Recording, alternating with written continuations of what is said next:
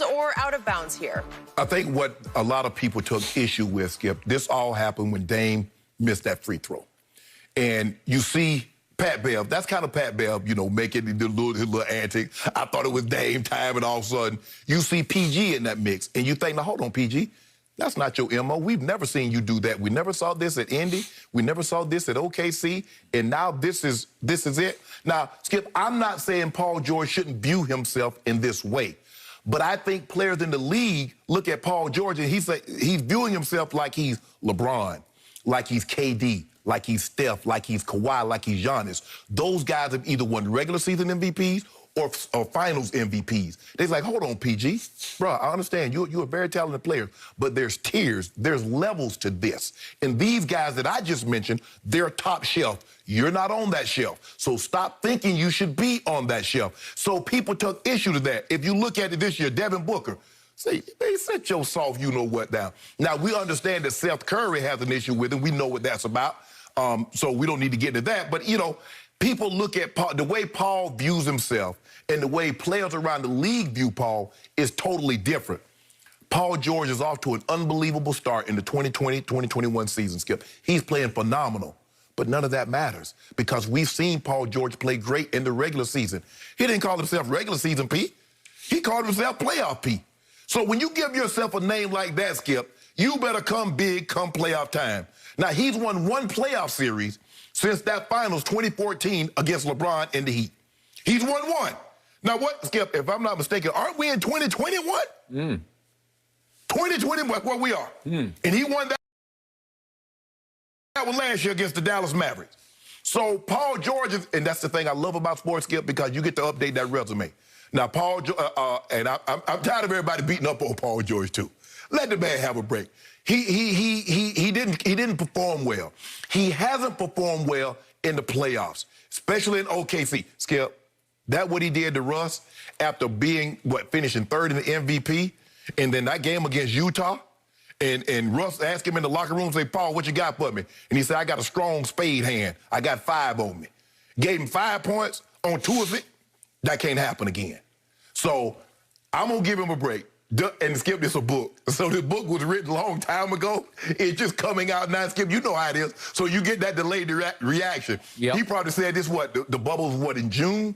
So he probably started writing it, probably finished it up in July, August. Probably. And here we are just getting it now. Well, so it's a grand total of 42 pages, so I don't think it took too long. So in other words, he might have finished that up. He was working on that in the bubble. He was I think they were doing it diary style. Right. So he was, yes, they were sort of writing it on the fly. So, look, PG is off to a great start.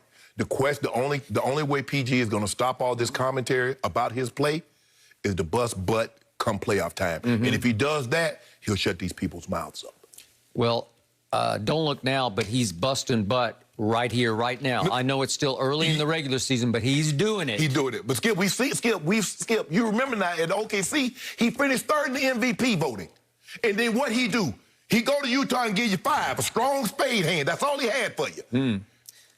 I will remind you, I know it was a while back, and it was very, very early because it was opening night.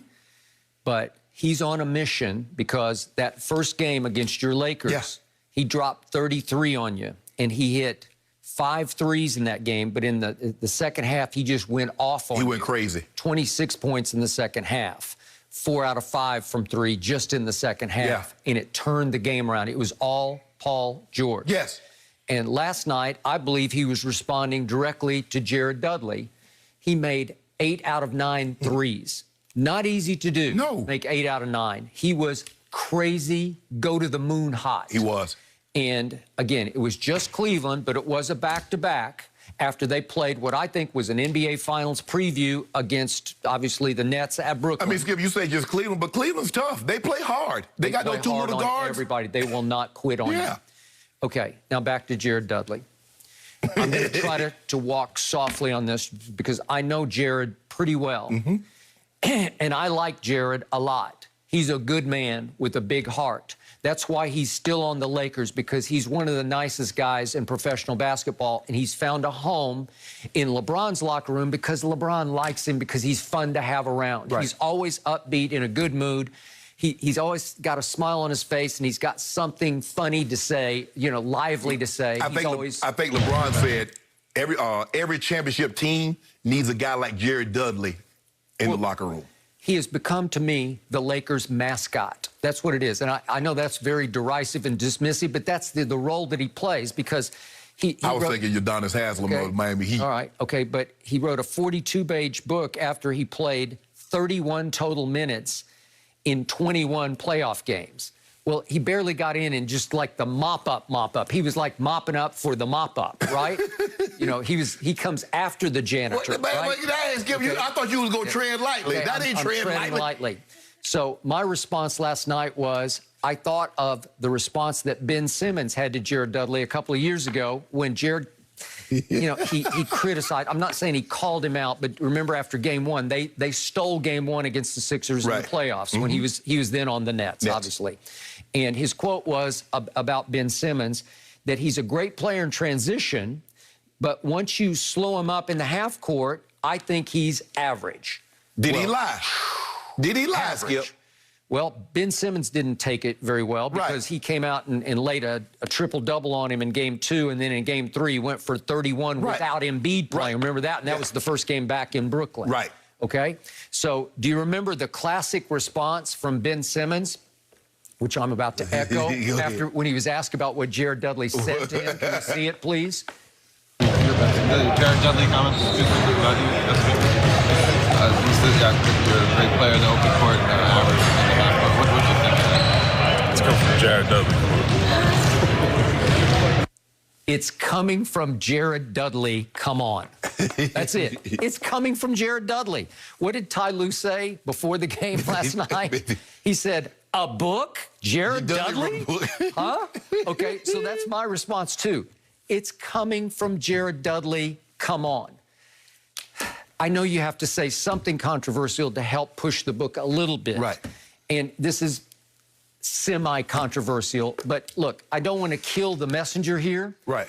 But I'm going to disqualify him. I'm going to dismiss him because it is Jared. And he has hung on for a long time in this league, many of the years as a good 3-and-D player, because he was the ACC Player of the Year coming out of Boston College. Yes. And he was the 22nd overall pick in the draft by, guess who? Michael Jordan. Yeah. Another one of those. And he's bounced around this league to 7 different franchises, and this is his 14th year. That's pretty good. Yeah. Do you realize Jared Dudley has now made $61.3 million playing this game? Okay, that'll work. Yeah. Okay, it's a good living, man. Nice little living. Okay, so he might jeopardize it a little bit with this, but he's going to be the hero of the locker room because the Lakers are going to love this. We're glad you said that. He'll end up coaching somewhere. I think the thing is... He does want to be a coach or a GM. Yeah. He might be a GM. Skip, I just think the thing is that Jared Dudley said what a lot of players around the league think. Okay. Is that Paul George views himself on that top tier. The guys that have won finals MVP. Skip, when Russ went to Houston, he viewed himself as an equal. He said, well, James, you haven't won anything. I haven't won anything. I got an MVP. You got an MVP. I see ourselves as equal. Paul George, like, he sees himself as an equal to Kawhi. Kawhi has 2 Defensive Player of the Year, 2 Finals MVP. Yep. KD has Finals MVP, regular season. Steph has regular season. LeBron has both. Giannis has MVPs. And guys are looking at him like, bro, you carrying yourself like them without the baggage, without what they have. Okay. So what have I sometimes called Paul George in the postseason? George Paul. Right. Because he turns into George Paul because he's not an alpha male. Right. He's not the leader. He's not the takeover guy.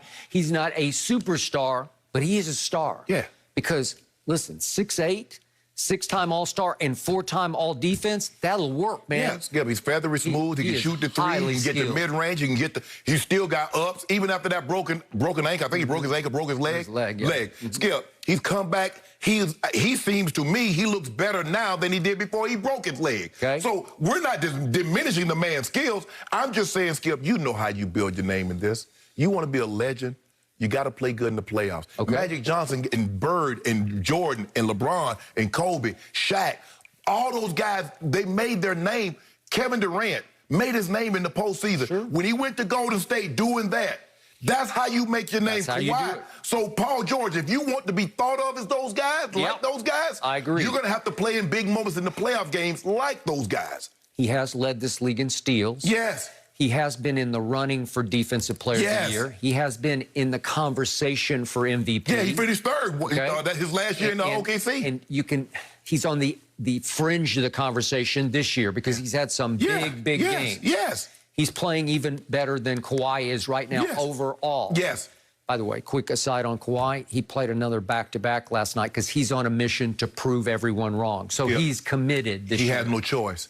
Because I can assure you this is what we know. Had they won the title last year, Kawhi Leonard would not be playing because it would have been justified. I'll buy that. It would have been justified that he can take these back-to-back. He has a big something to prove right now. And Ty Lue saying, bruh, we kind of need you. We got to do this.